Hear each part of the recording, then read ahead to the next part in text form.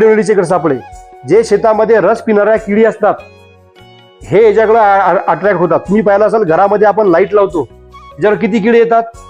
आपण light trap दिला, तुम्हाला प्रकाश सापळा दिलेला आहे, त्याच्यावर किती किडे येतात. आता हा मार्केटला सांगितलेला आहे मी तुम्हाला की 6x8 इंचा 175 रुपये चालू आहे. 6x8 इंचा. आता आपण हे घरी बनवणार आहोत 70-80 रुपयामध्ये. याच्यासाठी काय लागते तुम्हाला सांगतो. आता याला लागते, हा एक गोंद आहे, हा एक चिपकू म्हणून गोंद भेटते, ऑनलाईन भेटते, खुल्ला मार्केटमध्ये गटामार्फत मागवला तर खुल्लाही भेटते. ठीक आहे. हा गोंद आहे. हा गोंद आपल्याला क्रीम सारखा अगोदर असते, थोडासा जरी याला गरम केलं तर पातळ बनते आणि या दोन्ही बाजूला आपल्याला लावायचं असते. तुम्ही ऐकलं असाल म्हणून तुम्हाला करेक्ट करून देतो की तिथं सांगितलं जाते की घरगुती पद्धतीने याला पांढरा ग्रीस लावा.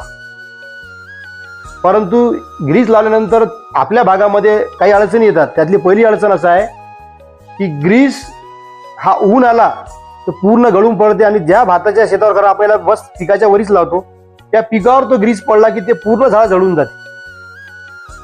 दुसरं, त्याला वास जर आला तर किळा चिटकताना दिसते, परंतु इतका बी किळा मूर्ख नाही आहे की त्याला जर पेढा असला तर त्याला समजते इथं काही ना काही आहे, इथं फूल नाही आहे, इथं मध नाही आहे, इथं पिण्यासाठी काहीतरी भेटणार नाही आहे, हे काहीतरी दुसरंच आहे, म्हणून तो तिथं अट्रॅक्ट होत नाही. तिसरा गोष्ट असा आहे की जेव्हा धूळ उडते तर धूळ त्या काडवर इतकी येऊन बसते की त्याला किळा चिटकत नाही. पाऊस आला तर त्याची इफिशियन्सी कमी होते. असं 4 प्रकारे त्या ग्रीस लावायचं सजेशन आपण म्हणून मी तुम्हाला देत नाही की तेल म्हणतात तेल लावा किंवा हे लावा, काही लावायचं नाही. हा गोंद आहे, या गोंदला वास नसतो. हा गोंद लावल्यानंतर आपल्या वैनगंगा नदीमध्ये जर तुम्ही 7 दिवस जरी ठेवला याला अंदर टाकून आणि 7व्या दिवशी काढला, असं फक्त झटकला, असं ऊन पडलं, हा काठ जशाच्या तशा चिकट होतो. हा काठ साबणीनं जरी धुतला तरी याचा गोंद निघत नाही. तर हा गोंद लागते, हा काठ लागते. याला गोंद लावण्यासाठी हा पातळ झाला की गरम राहते, थोडा थोडा, जास्त गरम नाही करायचा, फक्त कोमटच. पण ते लावल्यानंतर आपल्याला हे याला पुटिंग पट्टी आहे. काय ही पुटिंग पट्टी आहे. पुटिंग पट्टी 2 प्रकारच्या येतात. एक याच्या अर्धी येते, ती पातळ आहे, ही थोडी जाडी आहे. हिची किंमत फक्त 20 रुपये. आता आपण हे प्रॅक्टिकली करून दाखवतो.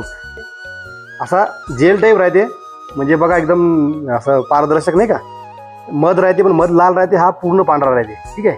मग सर हे पॅराशूटचं तेल कायसाठी लागलं, काय राहते. हा गोंद चिटकल्यानंतर एक तर केरोसिन घासलेटनं म्हणजे समजतं ना, त्यांना हात धुवा लागते. साबणीन काय सांगितलं तुम्ही, साबणीन सुद्धा तो गोंद म्हणजे त्याला चांगलं कपड्यानं पुसावं लागते, इतकं चांगलं काम करते ते. त्याच्यामुळे काय करायचं, 2-3 थेंब हे आपलं खोबऱ्याचं तेल असते ना, हा खोबऱ्याचा तेल थोडासा हाताले लावून घ्यायचा. हा केल्यानंतर आपल्या तुम्हाला मी गंजी दिलेली आहे सगळ्याला BRC मध्ये, याच्यामध्ये थोडं आपण घेऊ.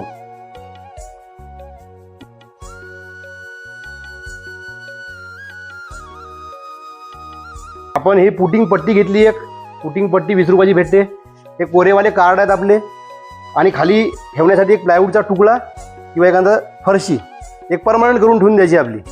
हे केल्यानंतर काही करायचं नाही आपल्याला. बघा तुम्हाला दाखवतो आता. हे यात जात नाही, लहान आहे, जसं जसं गरम होत आहे ना पातळ होत आहे.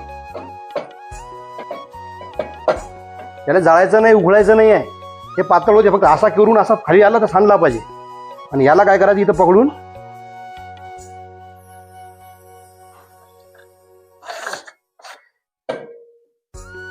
याला इथं फिरवला.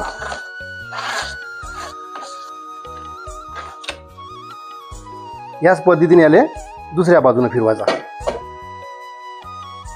याला पाणीसारखं टाकायचं नाही, फक्त बुडून बाहेर काढायचा. त्याला आपाप हलका लागते. जास्त घेसाल तर गरम असल्यामुळे आपला काठ जळून जाते. याला फक्त असं मी काढत, फक्त याला बुडून असं खाली बाहेर काढत आहोत. हे झालं. याच्यावर दुसरा ठेवायचा.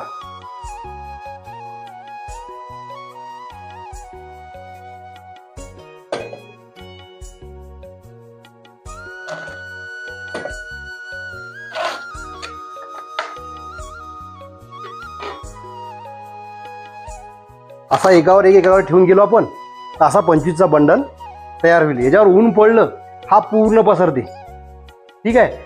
एक बनवायचा, एक कार्ड मागे पुढे बनवायचा, ठेवायचा साईडला. दुसरा मागे पुढे बनवायचा, त्याच्यावर ठेवायचा. असे करत करत आपल्याला जेवढे कार्ड लागते तेवढे बनवायचे. पडू दे जिंदगी लागू दे बनवा आई चरून फेड तू